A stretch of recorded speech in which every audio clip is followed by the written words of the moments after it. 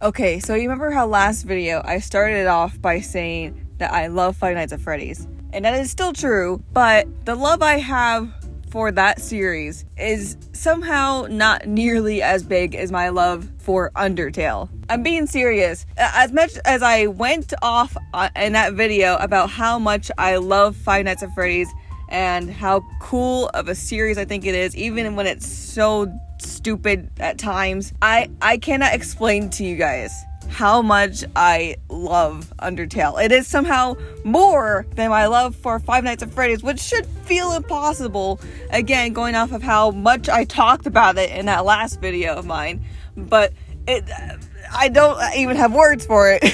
Am I making sense right now? I don't know. I'm losing my mind. That's all I know at this moment in time. Anyways, we're talking about Undertale today, because I need to talk about Undertale. Okay, just to give you guys some pretense as to how hard I will be going in this video over Undertale. Undertale is my favorite game ever. So that should tell you basically everything right off the bat. It'll tell you just how hard I'm about to go for this video.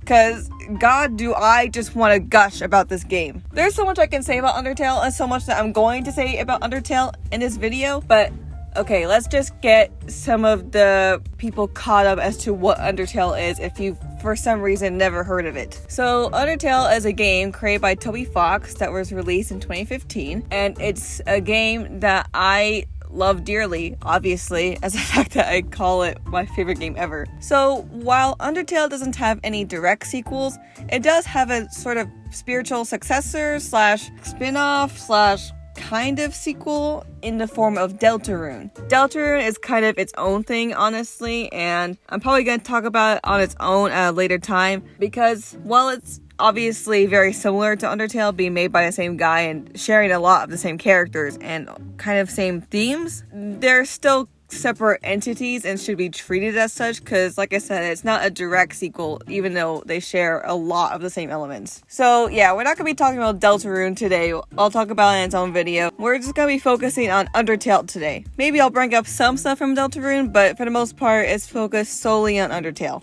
I just wanted to get that out of the way because I know I talked about every FNAF sequel in my previous video, but you know, those are still all obviously part of the same franchise, and they all obviously connect to one another in a cohesive way.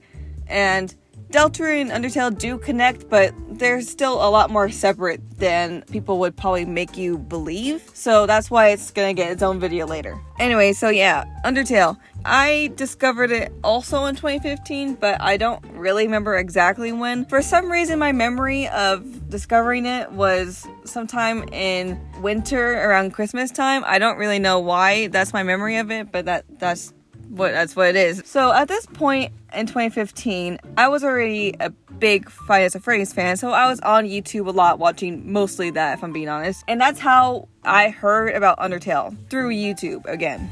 At this point, I was also using Instagram pretty often, and I had seen people talk about it on there as well. So seeing people talk about it on Instagram and seeing that people were starting to play on YouTube was what really obviously drew my attention to it and made me aware of it. And kind of similar to my experience with Five Nights at Freddy's, where I got curious one night and just decided to watch it. That's honestly exactly what happened again with Undertale. I had no plans on watching it. I had heard people on Instagram talk about, like I said, and I heard that they thought it was good, and it was the same thing. I just got really curious one day and decided to watch it, and I absolutely fell in love with it. Although, unlike my experience with FNAF, I didn't watch Mark play it because that was his experience playing it was kind of a whole different thing, which I am going to actually get to later in the video. But I instead watched Jacksepticeye play it. I think I had started watching Jack at that point, maybe like a little bit, but I wasn't really watching him all that often, I think.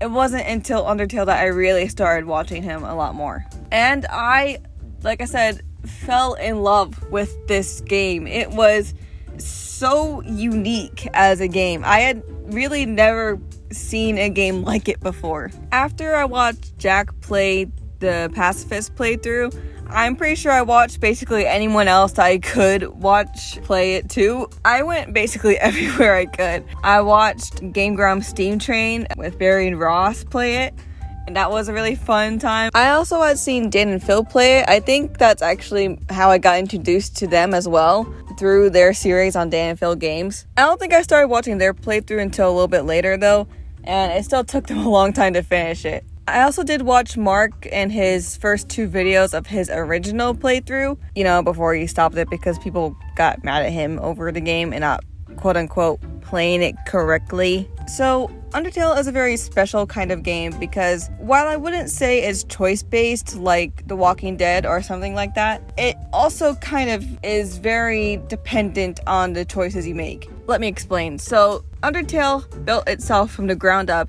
as an RPG where you could feasibly spare everyone in the entire game, or fight everyone in the entire game, or do a mix of both. And that type of system was very unique to me and to a lot of other people as well. And that's why so many people played it, because it was such a unique type of game and you could do so much with it, and there was so much to discover within it. However, Undertale fans were kind of insane. See, because of the system that Undertale has, there's a lot of different endings that you could feasibly get for the game. I don't even really know the total number of endings you could get, but they basically boil down to 3 separate endings, sort of. There's the genocide ending, where you go out of your way to make sure that you kill every single monster possible. There's the pacifist ending, where you spare every monster that you encounter. And then there's the neutral ending.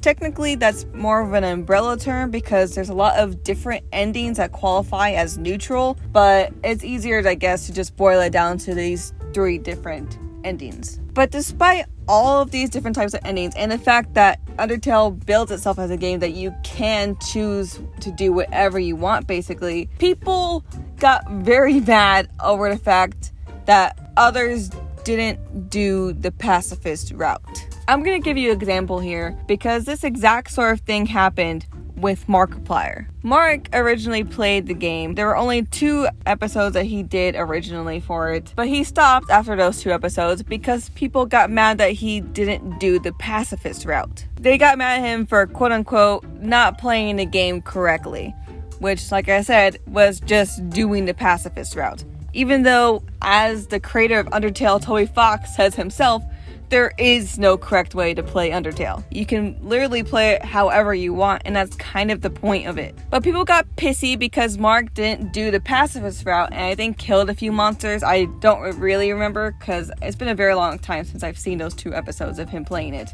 But because of the backlash he received from those videos, he stopped playing it. It wasn't until way after those episodes came out that he came back to Undertale, and he didn't even do it in proper edited videos, he did it in live streams. I actually remember when Mark had started streaming Undertale on his channel. The night he started streaming it, I was at a choir performance because I was a choir kid, and I remember seeing the notification pop up on my phone that he had started streaming it, and I was like, God damn it, why aren't I there to watch it? Why? The one time that he plays Undertale, and I'm at my stupid choir performance. Anyway, so that sort of thing where people got mad at YouTubers for not doing the pacifist route happened quite a lot.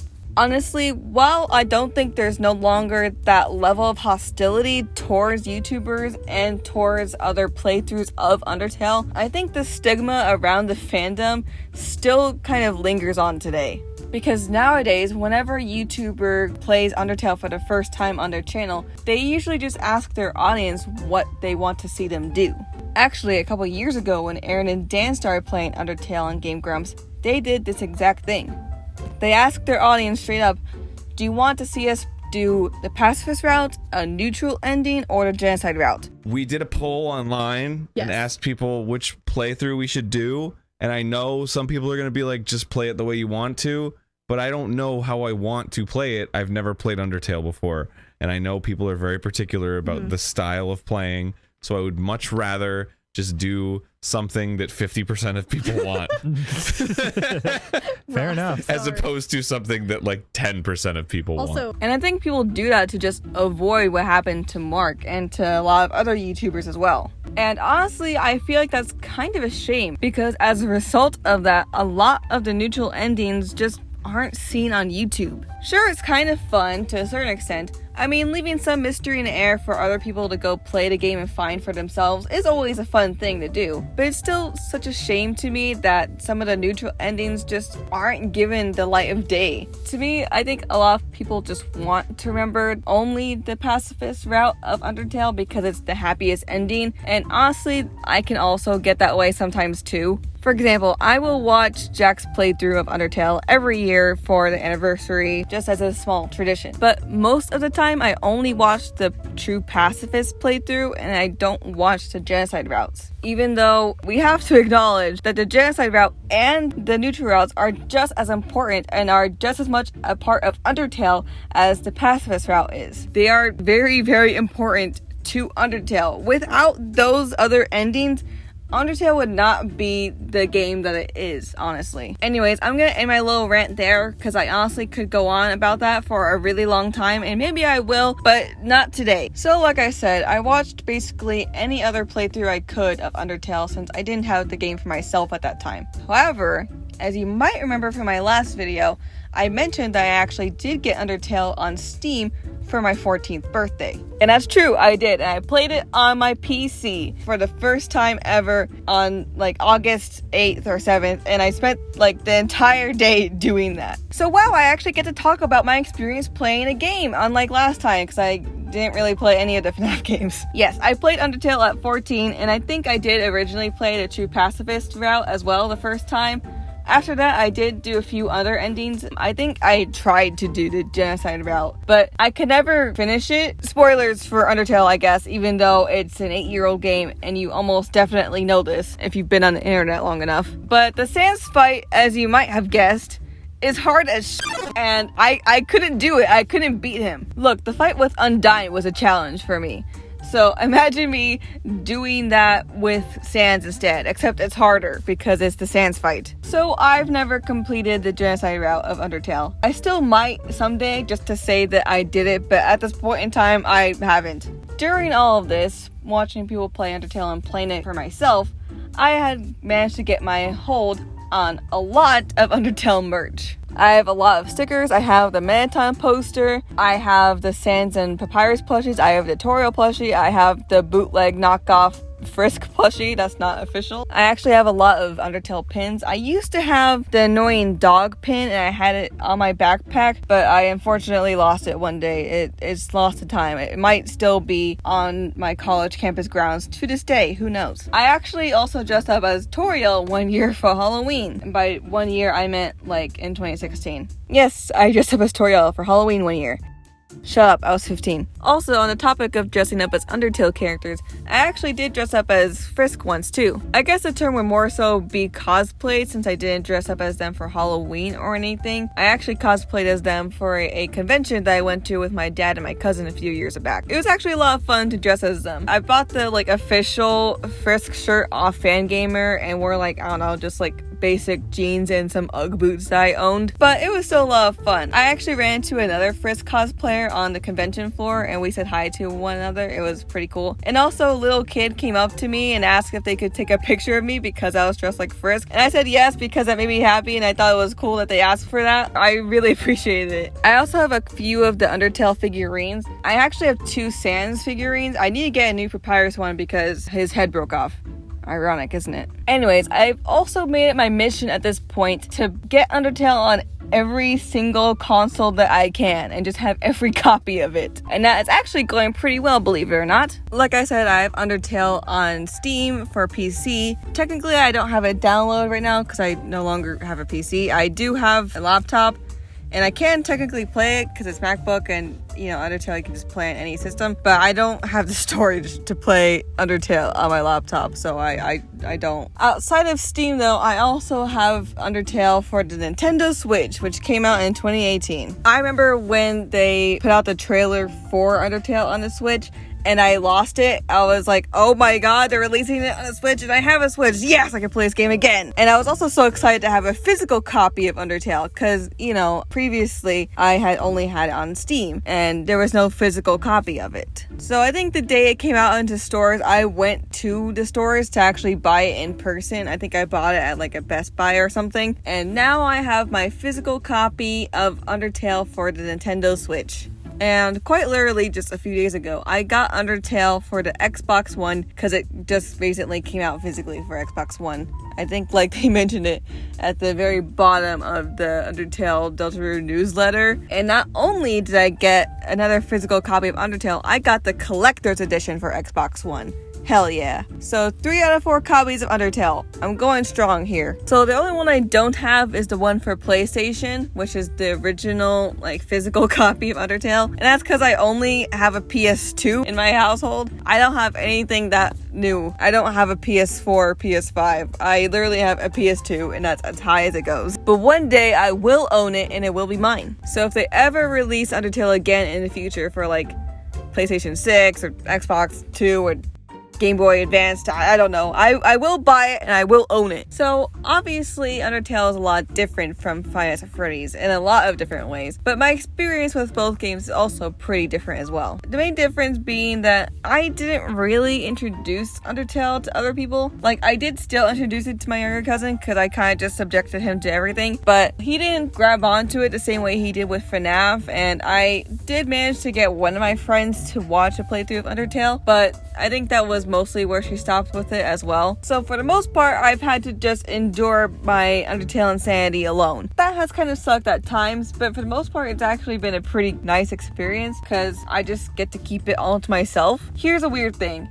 As much as I like kind of subjecting people and getting them into my interests, I'm not really one to interact with fandoms all that much. I mostly keep to myself and just like try to expose it to some people that are in my inner circle. And if they don't get into it, then I just keep it entirely to myself. I mean, I will still talk about it to my friends and they will just not understand what's going on. For example, very recently, my friends were talking about like Taylor Swift's 1989 album or whatever, and then I had to come in talking about how I'm gonna go see the FNAF movie on October 27th. But you know, outside of that, I just don't really talk about it. Anyways, as far as my experience with Undertale goes, that's more or less where it ends, honestly. Because even though this game is quite literally my favorite game ever, I don't have as much to say about it in terms of my experience with it over the years. Anything I could say about Undertale is more so directed towards its story and its characters rather than my own experiences with it, if that makes any sense. Don't worry, I probably am going to do a video dedicated to Undertale and its story and characters and how I felt about the story and characters. This video was just more meant to be my experience with the game itself rather than with the specific story of it all. I will say though, it is very interesting to see the theorizing when it comes to this game, because there is a lot of theorizing about it, but it's just not as mainstream as theorizing about FNAF is. This is mostly because Undertale is more straightforward with his story than FNAF has been. Not to say that FNAF isn't clear with his story, honestly, recently it's been more clear than ever. I'm just talking about in the overall sense. Of course, Undertale still has a very dedicated theorizing community, and I could very easily go into all of those different theories and give you my opinion on them, but honestly, we don't really have time for that in this video, so I'm just gonna save all of that for another video at a later date. But I am going to bring up W.D. Gaster very quickly. Now, W.D. Gaster is a very mysterious character within the realm of Undertale who has a lot of theories surrounding him, which is why we're not going to go into it right now. Now, all that you really need to know for the sake of this video is that W.D. Gaster is speculated to be related to Sans and Papyrus in some way. This is because the W.D. is speculated to stand for Wingdings, and Wingdings is a type of font, much like Sans and Papyrus are. Fun fact, actually, a long time ago, because of Undertale, I decided that I was going to teach myself how to write in Wingdings, and I did. I did that. I don't know why I did that. I guess I just had too much fucking time on my hands. Who knows, really? I just decided to do it, and honestly, I still know how to do it. It takes me a while to kind of remember every now and then, but I can still do it. Although I don't know how to write in the lowercase letters, I only taught myself how to write with the uppercase letters. So while we're on the topic of theories and lore, I think it's once again time to bring up Mr. Matthew Game Theory Patrick himself. Because as many of you probably know, Mr. MatPat has kind of a history with this game series. Now look, I'm not really gonna get into the drama between him and Toby Fox, because that was a long time ago, and I don't really have anything to add on it that other people haven't said, and I just don't really care enough to really bring it up, I guess, honestly. So of course, based on how popular Undertale was, people obviously wanted MatPat to cover Undertale as well on Game Theory, which is understandable. However, he didn't do a lore-based or story-based theory for Undertale like he had for FNAF in the past. He actually did a theory, and I think you all know where I'm going with this. The infamous Sans is Ness theory. Now look, is this theory completely bonkers? Yes. Is it bad? Not necessarily. I don't think it's a horrible theory or anything. It's not really meant to be taken that seriously, at least in my mind. I think I was kind of mad about this theory when it came out because I did also want him to cover Undertale, and this is what he put out. And I have never played Earthbound, so I really had no idea what he was talking about here. But whatever, I think I kind of just moved on from that theory pretty quickly. But obviously, the rest of the internet didn't, because it's now a pretty popular meme within both the Undertale and Earthbound communities, I think. I mean, I can't really speak for the Earthbound community because I've never played it, but it's definitely a big meme within the Undertale community. Also, I guess now is as good a time as any to mention that Sans himself, or at least a costume of Sans, was put into Super Smash Bros. Ultimate for the Switch.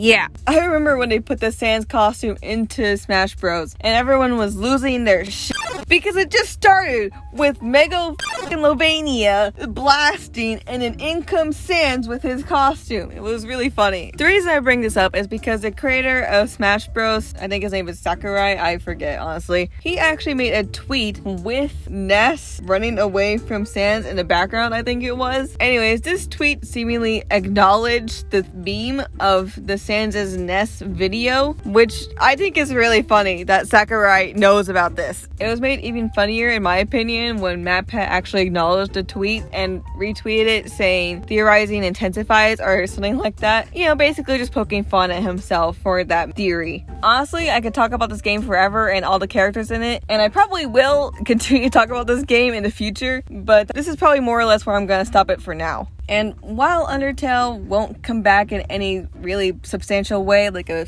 direct sequel or anything like that, it does live on through its successor of Deltarune. And I am very excited to see what the future of that has in store.